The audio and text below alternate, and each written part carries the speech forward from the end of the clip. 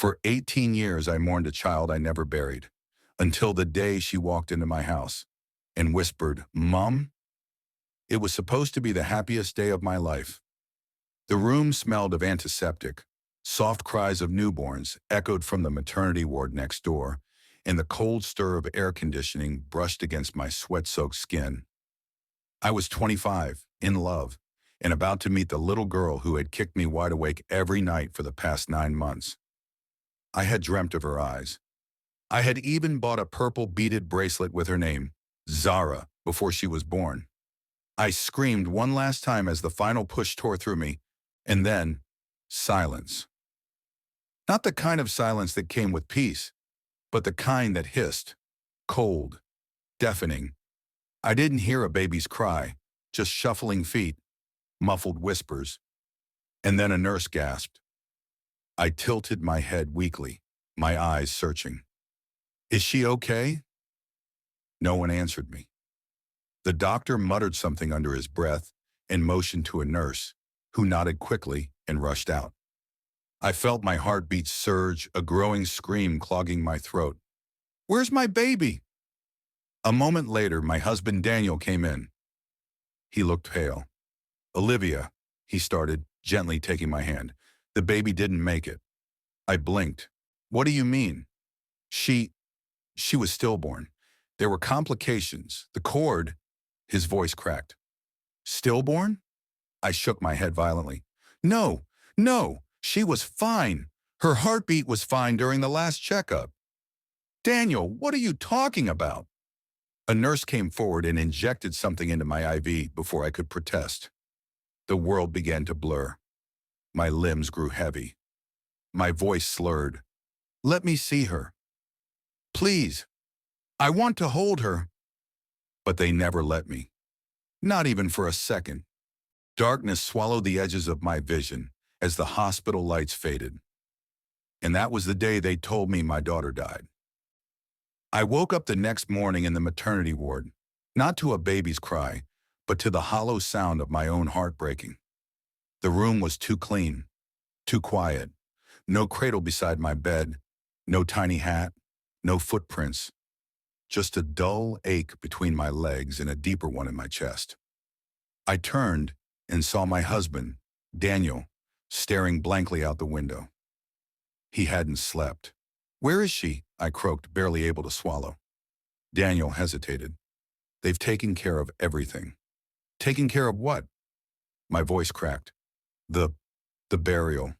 "The hospital handled it," he whispered. "We agreed it would be too painful for you." Tears rolled down my cheeks before I realized I was crying. "I never held her, Daniel. I never even saw her face." His eyes didn't meet mine. Instead, he grabbed my hand tightly. "Let's not go back there. Let's just heal." But something didn't sit right. I was her mother. I deserved, needed, to say goodbye. Over the next few days, I asked to see her death certificate, her remains, something, anything, that could give me closure. They said it was all handled. When I insisted, the nurse, an older woman with sad eyes, simply said, "It's best for your heart to move on, dear. Sometimes, closure is too heavy to carry." That same day, Daniel's mother, Mama Ruth, arrived. She kissed my forehead like nothing had happened and whispered, "Some blessings don't make it into this world. We thank God you're still alive." I hated the way she said it. Cold. Like it was better that Zara had died. From then on, my questions were met with sighs, deflections, and prayers for strength. It didn't help that no one else questioned anything. Not my sister, not my church friends, not even my own mother. Everyone just accepted it. And I was left alone, drowning in a pain no one wanted to name. Until one night, I stood in front of my mirror, my postpartum body wrapped in an oversized robe, and whispered to my reflection, "She wasn't supposed to die. I felt her. I know she was alive." And that's when the seed of doubt began to bloom. A month passed, then two. My breast stopped leaking, but my heart didn't.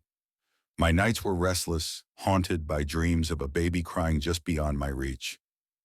Daniel had returned to work. My home, once painted with laughter and nursery dreams, now echoed like a mausoleum. I often found myself sitting in the unfinished nursery, rocking back and forth in the chair we picked together. The baby cot remained untouched. The purple bracelet with Zara sat on the shelf like a mocking memory. One Tuesday afternoon, as the rain tapped against the window panes, I decided to visit the hospital. Maybe I can get her birth or death records. Just something, I told myself.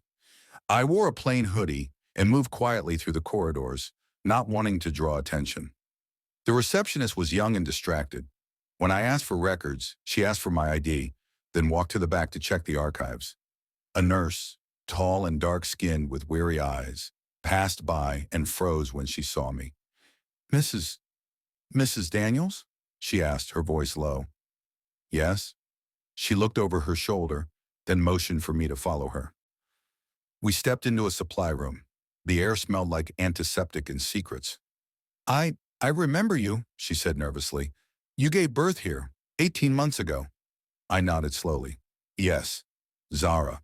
Her hands trembled as she pulled something from her pocket, a crumpled, half-torn envelope. I tried to get this to you back then, but someone from administration intercepted it. I was transferred to another department a week later. I opened it. Inside was a handwritten note. Your baby girl was breathing when she was taken from the delivery room. They told us not to speak. Something is wrong here. Fight for the truth. Nurse Amaka. My heart stopped. What do you mean, breathing? Are you saying I didn't see her die? The nurse whispered. I saw her move. The baby was alive. Tears blurred my eyes. Who told you not to speak? I asked. Her lips quivered. Your husband and his mother. Everything tilted. The ground beneath my feet seemed to crumble. They lied to me. My baby may have been alive, and they took her from me. And suddenly, nothing in my world was safe anymore. The walk home from the hospital felt like walking through fire. With every step, my memories cracked open and spilled out like lava. Zara was alive. I wasn't crazy. My body had screamed it. My spirit had felt it. And now Nurse Amaka had confirmed it, at least partly. But the part that shattered me most was who had silenced the truth. Daniel, my husband, and Mama Ruth, his mother, the woman who had stood at my bedside telling me to let go. Why? By the time I reached our gate, I wasn't crying. I was shaking, quiet, cold with rage. Mama Ruth was in the kitchen, humming and stirring a pot of soup, like she hadn't helped erase an entire child from my life. I stood in the doorway, staring at her. Where is my daughter? Her hand froze mid-stir. What did you just say? I stepped in slowly. You heard me. Zara, my daughter. The one you all told me died. The one that moved in the delivery room. The one you helped disappear. She turned around fully now, her face tightening. Olivia, I don't know what kind of foolish story you're spinning, but Don't lie to me, I screamed. A nurse confessed. I have the letter. She saw Zara alive. A flicker of panic flashed across Mama Ruth's face. Gone in a second. You think because a nurse scribbled a note, you now know everything? What do you even know about raising a child, Ann? You couldn't even breastfeed for 1 day without collapsing. I took a shaky step back. So it's true. She folded her arms, unbothered now. You were too fragile, weak, always emotional. I wasn't going to watch you destroy that baby's future. I choked. So you gave her away? She hissed and turned off the stove.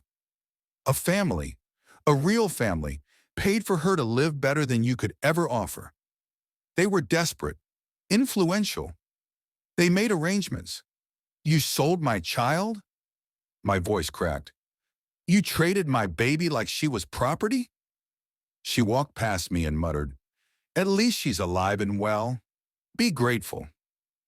I staggered backward, my legs barely holding me. Does Daniel know? Mama Ruth paused. He agreed. That was it. I collapsed onto the couch, numb. 17 months of tears, sleepless nights, guilt, and prayers, all because the two people I trusted most decided I wasn't worthy of being a mother. But they were wrong. Now I knew the truth, and I would not stop until I found my daughter. A year passed. Yes, a year. Because finding a stolen child without a name change, trail, or cooperation from your own family was like chasing smoke in the wind, especially when every lead came up cold or dead. Daniel had moved out months ago. He said I was obsessed. No, I was a mother, and mothers don't stop looking for their children. After I exposed the secret, he couldn't even look me in the eye. He didn't deny it. He just said, "What's done is done, Olivia. Let it rest." But I wouldn't. I couldn't. I left our marital home, cut off from Mama Ruth and everyone who called my pain madness. I started therapy. I started praying again. But above all, I started searching. I visited orphanage files, maternity records, hospital archives. I even found the doctor who delivered me, now retired in Ghana. But no one gave me anything concrete. Until one Sunday afternoon, I was scrolling through social media, mindlessly, just passing time, and then I stopped. A sponsored post, a private school's charity gala flyer. Among the group of young girls in a choir photo was a face that froze me. Same eyes, same dimples, same birthmark on the left side of her chin. I dropped my phone. Oh, Zara. I didn't need DNA to know it. A mother knows. She looked just like me at that age. Her name was listed as Zara Williams, adopted daughter of Dr. Mrs. Williams, top-tier philanthropist and fertility specialist.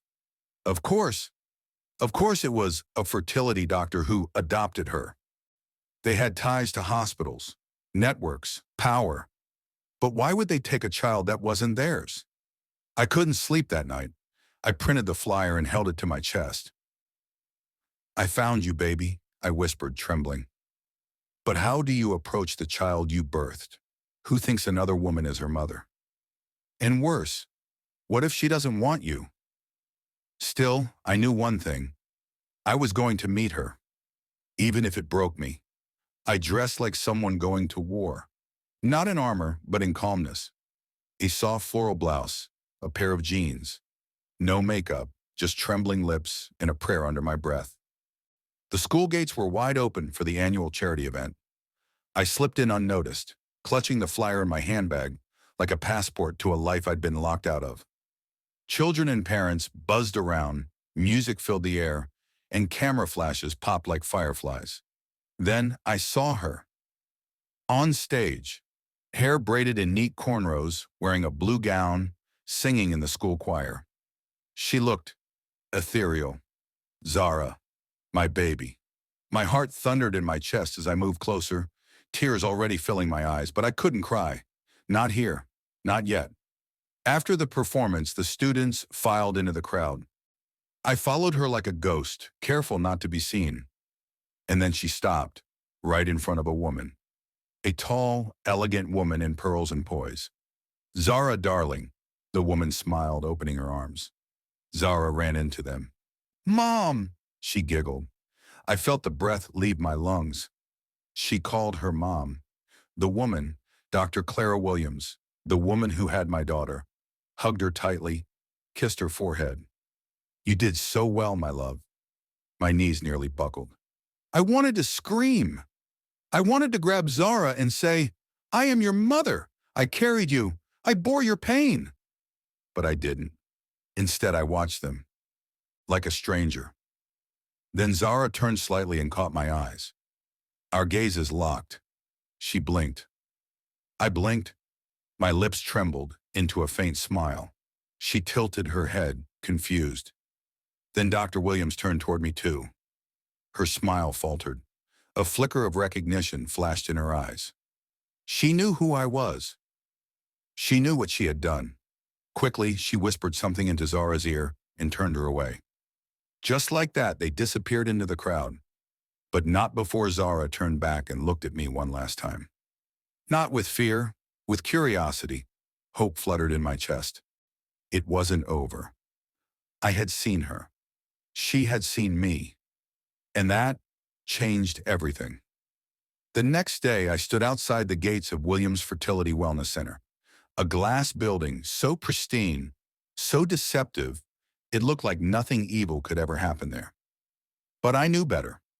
I walked in, asking to speak to Dr. Clara Williams. The receptionist gave a rehearsed smile. "Do you have an appointment?" "No," I replied, "but tell her Olivia Daniels is here." A flicker of something passed through the woman's eyes. She picked up the phone and whispered something. Then she nodded and asked me to wait. 10 minutes later, I was ushered into a sleek, private office where Clara sat behind a glass desk. Every bit the polished villain she was. "Olivia," she said smoothly, "I was expecting this." I sat across from her. "Where is my daughter?" "She's my daughter now." I leaned forward. "She was stolen from me, lied about, buried alive with a fake death certificate. And you walk around in pearls and charity galas pretending to be her savior?" Clara didn't flinch. "We gave her the life you couldn't." I stood. "You bought her." She leaned back, cold and calm. "Call it what you want, but she's safe, loved, educated, she's happy. Why ruin that now?" My voice shook. "Because I'm her mother. I didn't carry her for 9 months for you to erase me." Clara stood too, her mask slipping. "And what happens if you show up in her life? You'll destroy her world, confuse her, traumatize her." "She has a right to know the truth," I fired back. "And I have the right to be in her life." Clara's voice dropped dangerously low. "I can make your life very difficult, Olivia. You don't want to go down this road." "I already am," I said, turning to leave. "And I won't stop.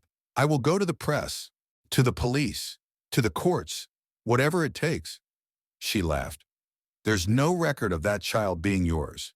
You were declared unfit. You have nothing." I stopped at the door. "Not nothing," I whispered. "I have a daughter who looked back at me." And with that, I walked out. The war had begun. Clara thought she'd buried every record. She thought wrong. I knew from my own investigations that the hospital where I gave birth had changed ownership a year after Zara's supposed death. But some of the old files had been moved to the Ministry of Health's offline archives, paper trails no one had bothered to digitize. So I went to Lagos. I dug through boxes one by one for hours until my fingers were coated in dust and my heart nearly gave up. Then I found it. Patient record, Olivia Daniels. Date of delivery, March 17th. Birth outcome, female infant, healthy, 7 pounds, 3 ounces. Initial APGAR. Score, 9/10. I covered my mouth, shaking. The note at the bottom chilled me to the bone. Child removed from mother under special directive. Transferred to private recipient under executive discretion. Executive discretion? No name, no recipient code, no paperwork showing death. She never died. She was taken. I took a picture of the document and headed straight to a lawyer, an old classmate from university named Charles, who now specialized in human rights. He nearly spilled his coffee reading the file. "Olivia," he said slowly, "this is black market adoption, highly illegal. If this goes public, the Williams family's reputation will be in ashes." I nodded. "Good. I want my daughter back." He raised a hand. "Hold on. If Zara's over 18 now, she's legally an adult. No court can force her to live with you, or even acknowledge you unless she wants to." My heart sank. So what do? We gather evidence. We prepare a case. But more importantly, we approach Zara the right way. He paused. "And Olivia, if this gets ugly, are you prepared to lose her again?" I didn't hesitate. "No," I said. "That's why I have to get it right this time." We filed an official petition against the fertility clinic and demanded an internal investigation. But Clara was smart. She had power, influence, and secrets hidden in polished drawers. So I decided to do what no legal strategy could. I found out where Zara went for her after-school art classes. I walked into the art center one Tuesday, pretending to be a visiting parent, and stood in the back of the class, watching her paint. I didn't say a word, but when she turned and saw me, her eyes locked onto mine again. Longer this time. Curious. Haunted. And this time she walked up to me. "Have we met before?" she asked softly. I smiled through the lump in my throat. "In another life, maybe."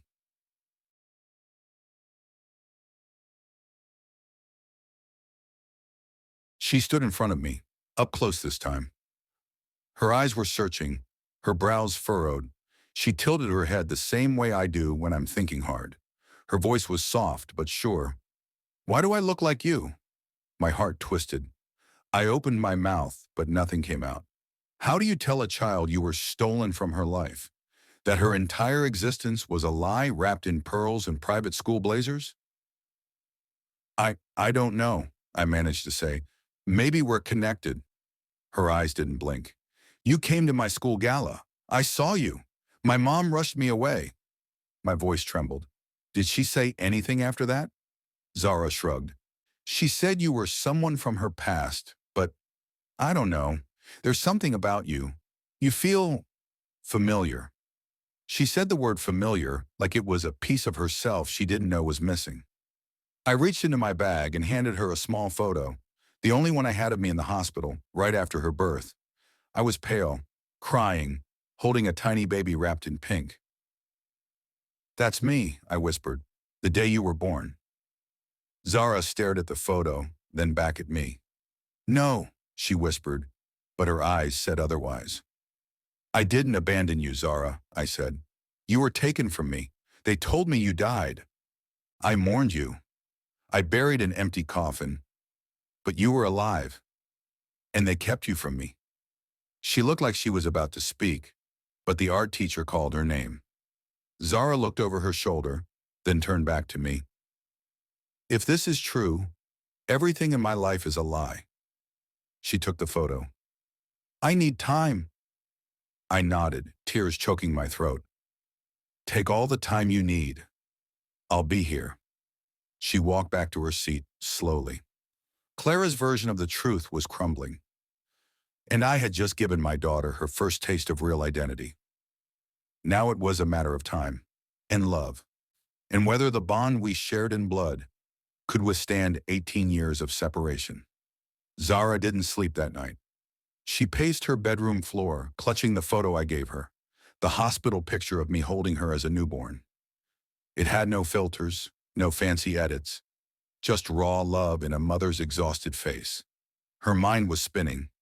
That woman, Olivia, she wasn't crazy. She wasn't unstable. Her words rang too real. And that picture, that moment, it looked nothing like anything she'd ever seen in her perfectly curated family photo albums. She waited until the next morning, then walked into the kitchen where Dr. Clara and her husband, David, were sipping espresso like it was any other peaceful day. "I need to ask you something," she said. Clara looked up, perfectly calm. "What is it, sweetie?" Zara placed the photo on the table between them. "Who is she?" Clara's eyes froze. Her fingers tightened around her mug. David leaned forward slowly. "Where did you get this?" Zara didn't blink. "She gave it to me, at my art class. Don't lie. I want the truth. I deserve the truth." Clara sighed. "That woman has been harassing us, Zara. She's delusional, obsessed. We've tried to protect you from—" "Protect me from my real mother?" The words landed like a slap. Zara's voice cracked. "Is it true? Did you steal me?"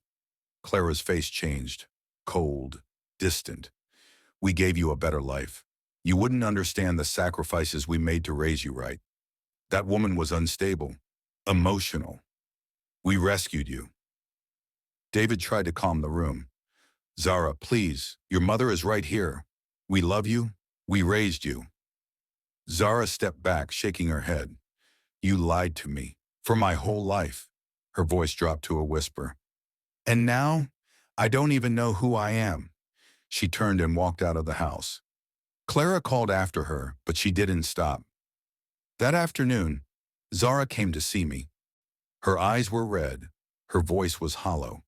She handed me the photo back, then pulled something else from her bag. A locket. Inside was a tiny gold bracelet engraved with the name Zara D. "I found this in a locked drawer in my mom's closet," she said. "Was it from you?" I nodded, tears streaming down. "I put that on your wrist before they took you." She handed it to me slowly. Then, for the first time since birth, Zara leaned into my arms and whispered, "I believe you." For the first time in 18 years, I slept peacefully. My daughter, my Zara, had come to me, not in confusion this time, but in trust. She laid her head on my shoulder like it belonged there. And it did. The next morning, I met with Charles again, my lawyer and the only man who truly understood the weight of what I was carrying. "She remembers the bracelet," I told him, clutching it in my hand like a sacred relic. "She believes me now. We have the picture, the records, her testimony. Let's take it public." He nodded slowly. "I've reached out to the Global Tribune. They're sending a reporter." That evening, Zara sat beside me on a small couch inside a quiet studio room at the Tribune's headquarters. No cameras yet, just notes and lighting checks. She looked nervous. "You sure about this?" I asked gently.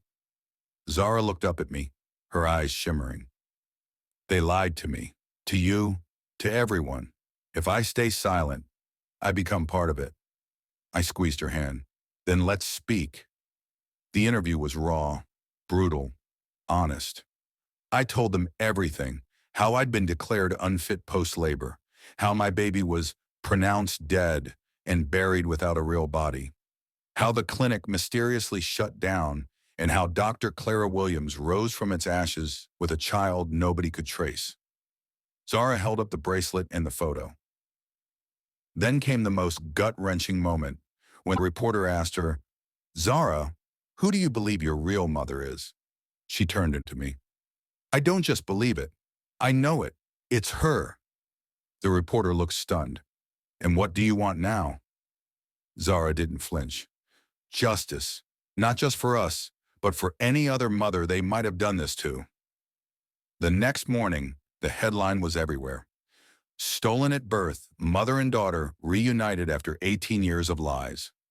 It trended on social media. News outlets picked it up. Human rights lawyers joined the cause. Dr. Clara's clinic was placed under emergency review. Anonymous whistleblowers started sending in files. And then, Clara herself called me. Her voice was tight, panicked, broken. "You've destroyed everything." I replied softly, "No, Clara. You destroyed everything. I just showed the world the pieces." She hung up. Zara and I sat together that night in silence, watching the news reports roll in. Our hands intertwined, her head resting on my shoulder again. We weren't just mother and daughter. We were survivors. And finally, the world was listening.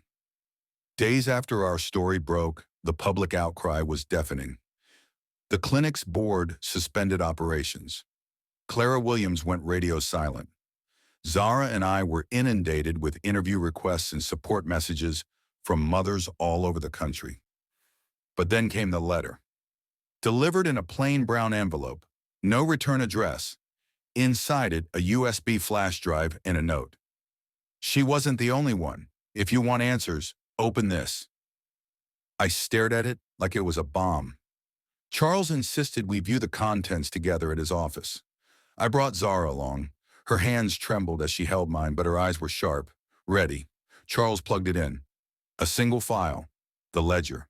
It opened to reveal an Excel sheet, thousands of rows, names, dates, mother status, child's gender, transfer codes, notes. It wasn't just Zara. There were hundreds. Mother sedated during birth. Child marked deceased. Sent to Clara W. Adoptive parents. Undisclosed donation received. I felt sick. Zara covered her mouth. Charles scrolled through in silence until he stopped at a highlighted cell. Daniels, Olivia March, 17th female transfer code 090W. She had recorded it. Cold, organized, efficient. Charles exhaled. "This is a trafficking ring, Olivia, masked as elite fertility assistants." Zara looked pale. "How did no one notice this?" Charles replied, because Clara had people in law enforcement, in healthcare, people who got paid to look away. We reported the file to authorities immediately, but Charles warned us, this doesn't end with Clara. She's just the face.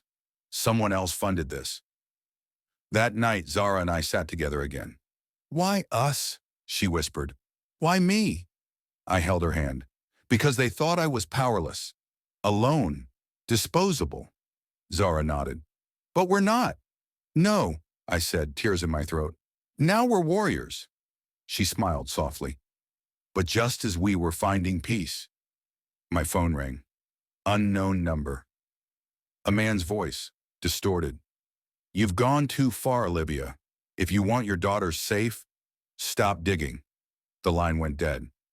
I turned to Zara, my heartbeat thudding in my ears. They hadn't just stolen her. They were watching us. That night, I didn't sleep. Not just because of the threat, but because of what it meant. They weren't just criminals. They were connected, funded, protected. And now they were watching us, watching my daughter. The child they once stole, now fighting back. I filed a police report. Charles increased security around our home. But Zara, she refused to hide. If I keep running, they win. I won't live in fear. I'd never been more proud or more afraid. Then, 2 days later, Zara received a private message on her school portal from a dummy account. Ask Clara about Project Haven. It began before you were born. We took the message to Charles. His jaw tightened. I've heard that term before. Years ago, during a medical ethics case that got shut down suddenly. They said it was a foreign adoption facilitation project, but no one knew who funded it. We dug hard, and we found the name Dr. Uchenna Renner, a man who'd been on the board of Clara's former clinic before vanishing from the public eye. We tracked him to a seaside town in Ghana under a different name. I made the trip myself. I found him living in a gated villa, his eyes haunted. I knew this day would come, he said when I showed up at his doorstep. He sat me down and poured everything out. Project Haven was built on a simple, brutal truth. Some rich families can't have children, and some poor women are too damaged to keep theirs. Our job was to bridge that gap, quietly. I was speechless. He continued. Clara was the mastermind, but she had backers, politicians, foreign donors, even NGOs who looked the other way. The day you gave birth, your name was already on the target list. I could barely breathe. And the others? I asked. He nodded. Still out there, still living false lives.